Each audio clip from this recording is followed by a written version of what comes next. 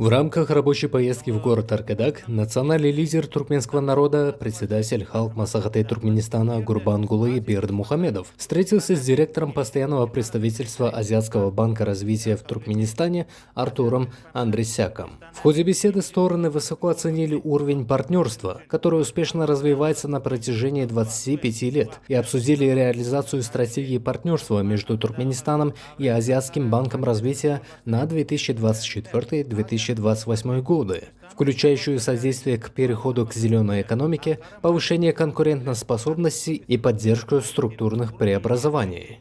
По итогам встречи был подписан меморандум о взаимопонимании между Государственным комитетом по строительству города Аркадак и Азиатским банком развития. Документ направлен на сотрудничество в развитии энергетической, водной и градостроительной отраслей города Аркадак, построенного по концепции умного и зеленого города. Меморандум предусматривает внедрение технологий водо- и энергосбережения, развитие возобновляемых источников энергии,